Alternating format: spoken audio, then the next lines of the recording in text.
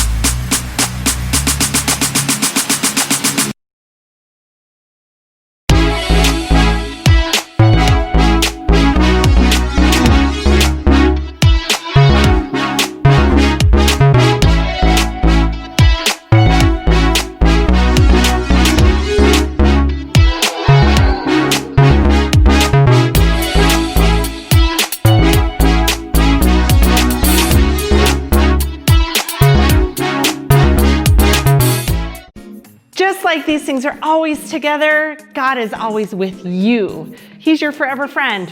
Let's praise him because of it.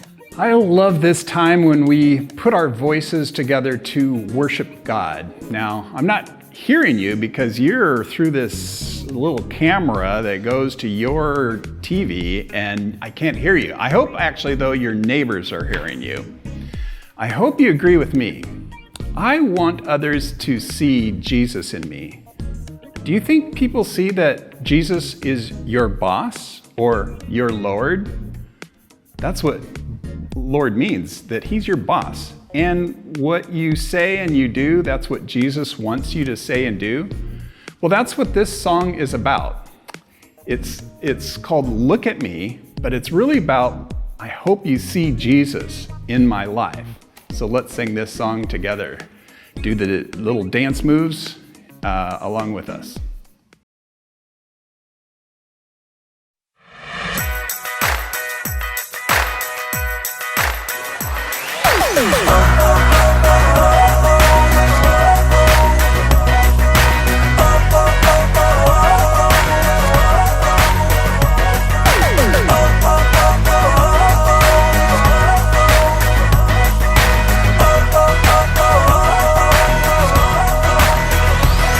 One shot, one chance, one life to live. Yeah, I wanna make the most of it. Everywhere I go, I got eyes on me. People checking if I'm living out what I believe. I'm alive and I'm forgiven. Let all of the love that you have given be what I give away. Yeah, every day. Lord, this I pray. Lord, this I pray. Let the world see you when they look at me. When they look at me. When they look at me. Let the love of God be all they see. Yeah, all they see. Yeah, all they see. One God, one King, one name above. Always giving it up to the one I love. Let the world see you when they look at me. And when they look at me, let them see you, Jesus.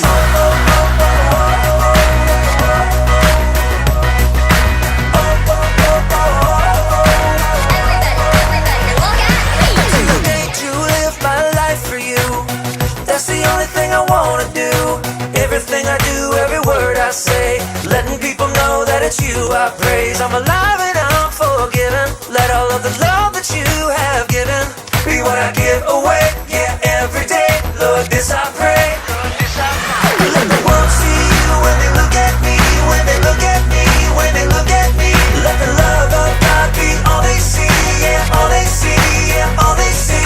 One God, one King, one name above. Always giving it up to the one I love. Let the world see you when they look at me. And when they look at me, let them see you, Jesus.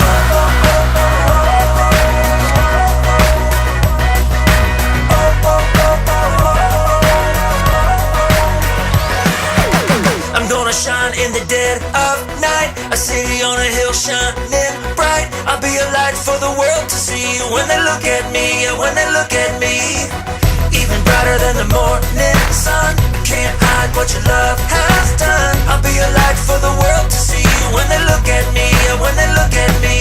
When they look at me. And when they look at me. Let the world see you when they look at me. When they look at me. When they look at me. Let the love of God be all they see. Yeah, all they see. Yeah, all they see. One God, one King, one name above. Always giving it up to the one I love. Let the world see you when they look at me. And when they look at me, let them see you, Jesus. Let the world see you when they look at me. When they look at me. When they look at me.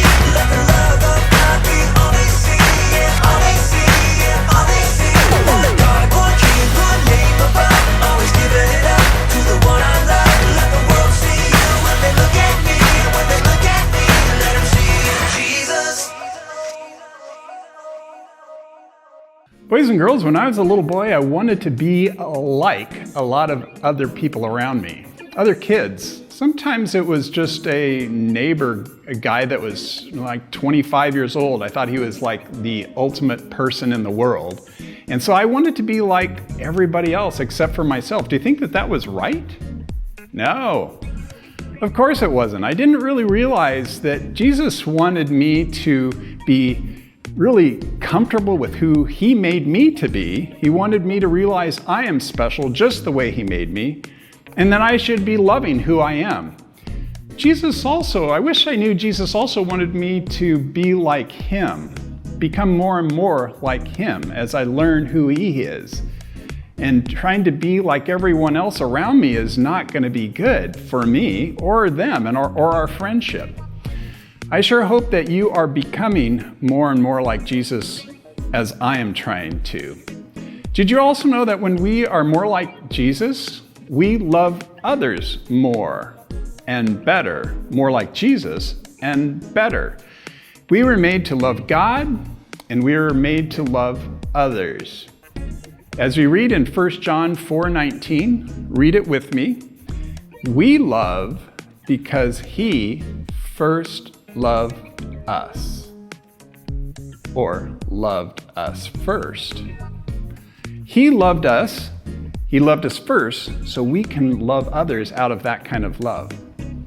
So when we think about how much he loves us, that's a lot. Well, then we can share that love with other people around us. So sing with me, love one another. Let's get up and do this.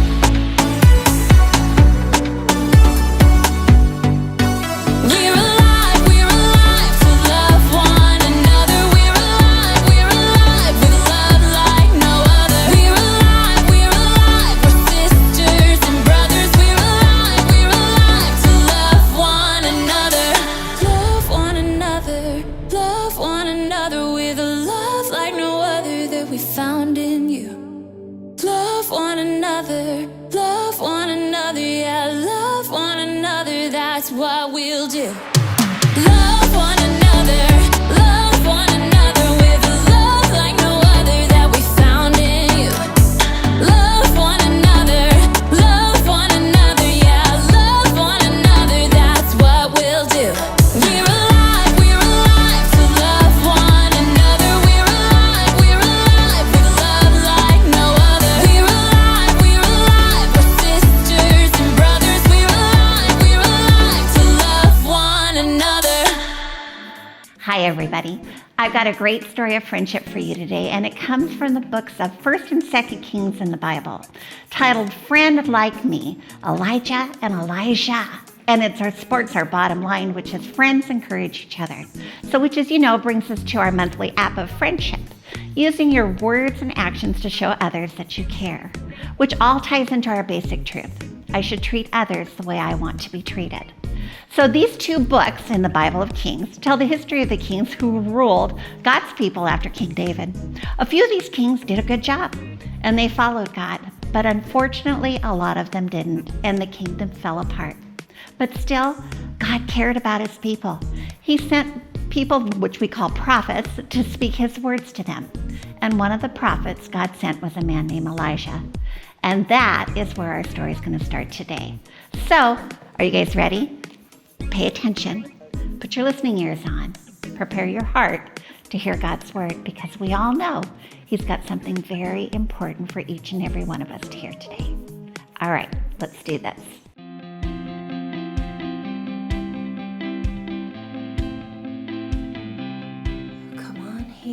you've got this. Yes!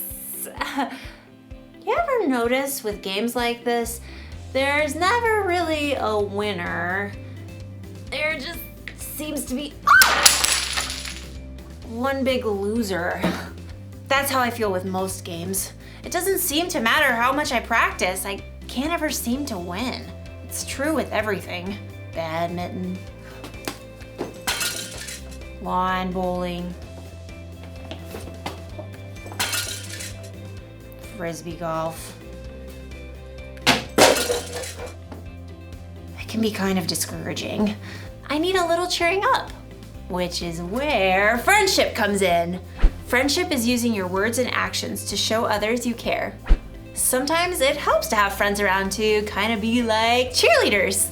Come on, Haley, hit that birdie over the net all the way to Camp Verde. You've got this, Haley. Concentrate. Concentrate.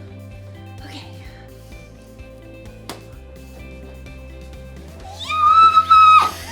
Woo! I knew you could do it.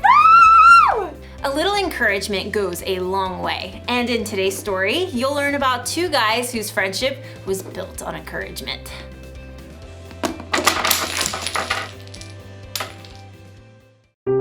The Bible. It's 66 books of history, stories, letters, and poetry that fit together to form God's one big story. The epic adventure of how He created us and loves us so much that He made a way to rescue us. As we travel through the Bible, from Genesis to Revelation, we discover people who met God and found their lives changed forever. And now for an amazing story. Inspired by the book of 1 Kings, chapter 19. For many years, God's people were ruled by kings who refused to listen to God. So God sent prophets to speak His words. One was a man named Elijah. I serve the Lord. Elijah did amazing things through God's power, like calling for rain after 3 years of drought and bringing a dead boy back to life. But being a prophet was a lonely, difficult life. After the evil queen Jezebel threatened his life, Elijah fled to Mount Horeb. God, I've been committed to you, but the people have turned their backs on me. I am the only prophet left. God already had an answer to Elijah's pleas. A friend. Go back the way you came. Anoint Elisha from Abel-Meholah as the next prophet after you. So Elijah tightened his belt and set out along the road. When he finally reached the town, he noticed several young men plowing with a dozen pair of oxen. And in the very last field, he noticed one of the young men struggling to keep his oxen in line. Get up there, Ham. Move along, Burger. God, is that Elisha? He's just a small town kid. What does he have? Does he have what it takes to be a prophet? But God had chosen Elisha, so Elijah tramped through the muddy field to greet the young man. Elisha. Elisha blinked in surprise when he saw the prophet. Whoa, Burger. Elijah marched right up to Elisha and threw his very own cloak over the young man's shoulders. It was a sign that God had chosen Elisha to be Elijah's assistant. Me? You're choosing me? Elijah turned and walked away. Elisha dropped the reins and ran after. Wait, just let me say goodbye to my family. Then I'll come with you. Go right ahead. I'm not making you do anything. Yes, sir. Right then and there, Elisha broke apart his plow and used the wooden pieces to start a fire. He cooked a meal and called all his family and friends over to share it with him. I'm leaving to travel with Elijah. Goodbye, everyone. Then Elisha set out on the road beside Elijah. I don't really know how to be a prophet, or even a prophet's assistant. That's okay. You'll learn. So over the years, Elisha followed Elijah everywhere as a close companion and good friend, and he watched and listened intently as Elijah spoke God's words to powerful kings and did incredible things. One day, Elisha and Elijah left the town of Gilgal on the way to Bethel, and they both knew that God was about to do something very breathtaking. God was going to take Elijah up to heaven. Stay here, Elisha. The Lord has sent me to Bethel. Elisha wasn't about to leave his friend to go it alone. As sure as the Lord and you are alive, I won't leave you. At Bethel, the same thing happened. Stay here, Elisha. The Lord has sent me to Jericho. As sure as the Lord and you are alive, I won't leave you. It happened once again in Jericho. Stay here, Elisha. The Lord has sent me to the Jordan River. As sure as the Lord and you are alive, I won't leave you. You do realize you're repeating yourself. Together, Elisha and Elijah reached the banks of the Jordan River. The waters flowed dark and deep. Elijah removed his coat and rolled it up. And then he struck the river. Immediately, the waters parted to the right and left. Elisha and Elijah walked across the river on dry ground. They reached the opposite bank. Tell me, what can I do for you before I'm taken away? Elisha didn't want to lose his friend and mentor, Elijah, but he'd learned many things in the last few years. Please, give me a double share of the Spirit God has given you. Only the Lord can do that. But if you see me when I'm taken away, that means you will receive what you've asked for. Elisha nodded, and the two men walked on in silence. Suddenly, a wild wind whipped up, and a chariot and horses appeared, blazing with fire. Elijah. The flaming chariot flew down right between the two men. It caught up Elijah and carried him up to heaven, driven by a strong wind. Elijah, you are like a father to me. Elisha stared into the sky until the last breath of wind and the final hint of flame were gone. Then in great sorrow, he tore his own clothes. My best friend is gone. Glancing down at the ground, he saw Elijah's coat. Carefully, he picked it up. I wonder. Elisha hurried back to the bank of the Jordan River. Again, the water flowed hard and fast. On the opposite bank, a group of prophets from Jericho watched. Look, there's Elisha. But where's Elijah? Across the river, Elisha twisted up Elijah's coat. He called out in a loud voice, Where is the power of the Lord? Where is the power of the God of Elijah? Then Elisha struck the water just as Elijah had done. And just like what happened before, the waters parted to the right and left. The prophets from Jericho stared in amazement as Elisha crossed the river on dry land. The Spirit God gave to Elijah has been given to Elisha. It was true. Elisha had been faithful to follow and learn from Elijah for many years, and now God's Spirit was with Elisha just as it had been with his friend.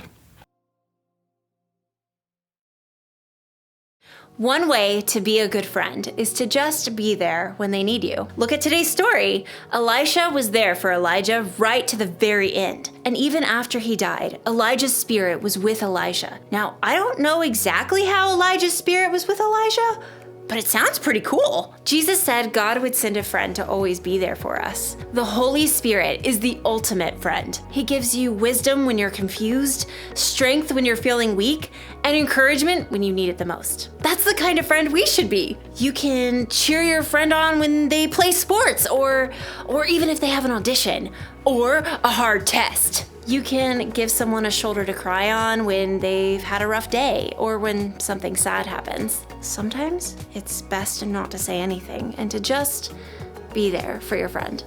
Just think of how you'd like someone to encourage you if you felt that way. So here's the one thing to remember today. Friends encourage one another. Encouragement may not make problems go away or make people any better at games, but it can remind them that they're loved and that they're not alone. And sometimes that's enough. So, you are gonna be so good at this! Woo! Bye!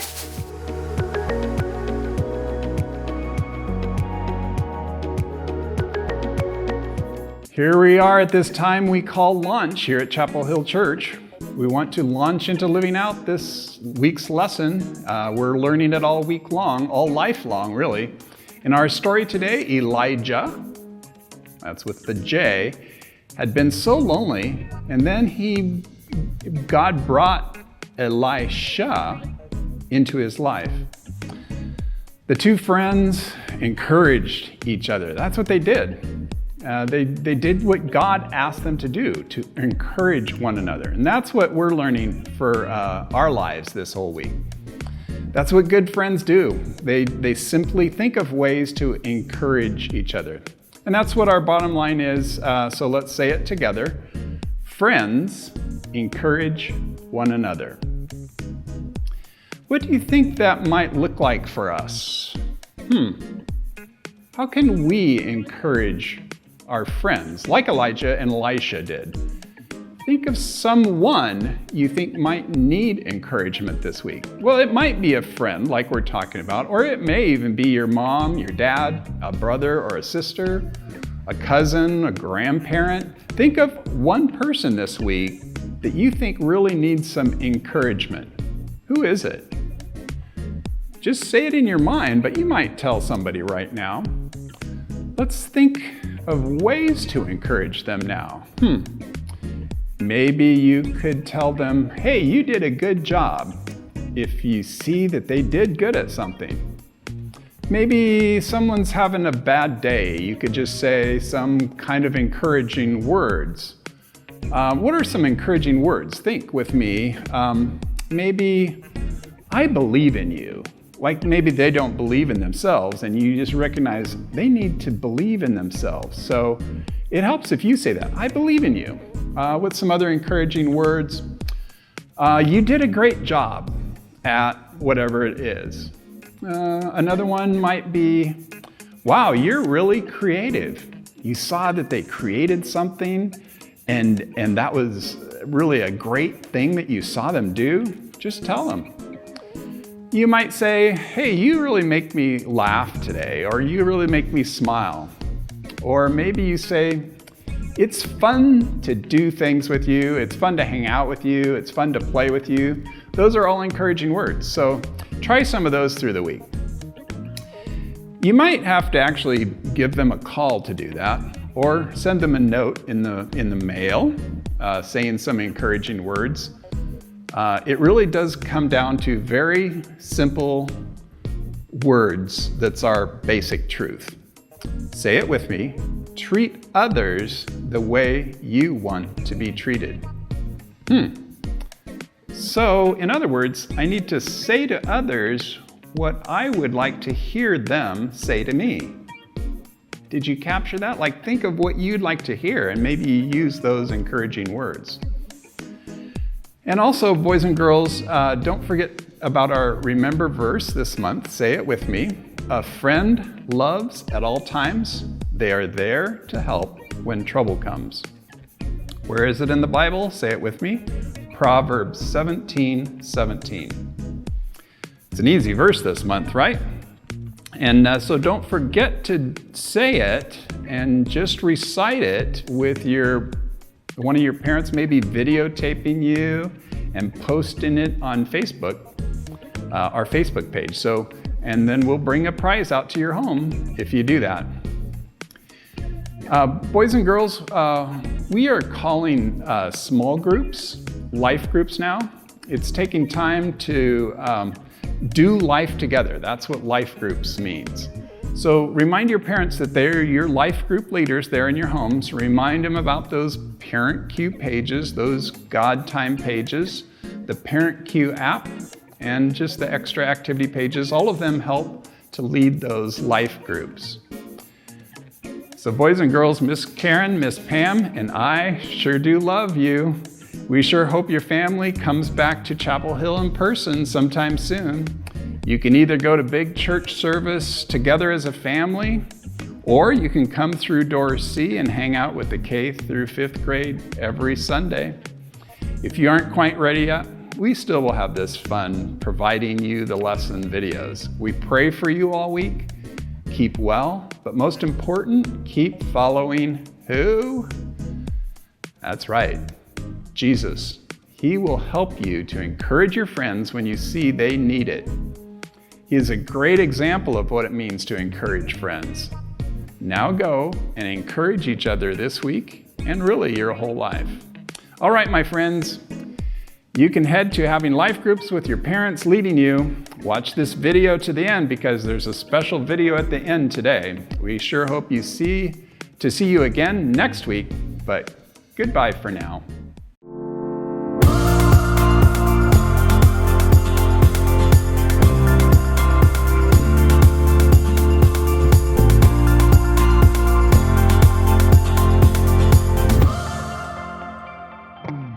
Dear God, you know Lane? He's been here a few weeks and he's cool and all, but he's just really quiet. Anyway, everybody started talking about getting together at Sky Zone for a BOGO day. That's buy one, get one free. I was in the kitchen when we all started setting it up. Everybody texted that they were in. Flynn was in, Elliot. Q was super excited. Even Aiden was coming. We all were psyched. But in the middle of the group chat, I got this alert. Lane's birthday party. It was today. I don't know if his mom didn't know how to let anybody know, or if something went wrong, but nobody was gonna be there. God, there was something that just wasn't right. Lane hadn't really made many friends yet. I mean, we had talked, but I've never been over to his house or anything. So I asked my friends if we could change plans. At first, they weren't sure. But after a few texts, everybody was in. We realized we could do Sky Zone anytime. God, Lane's place was pretty cool.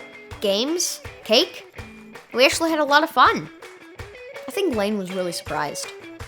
It was good to kind of get Lane into the group.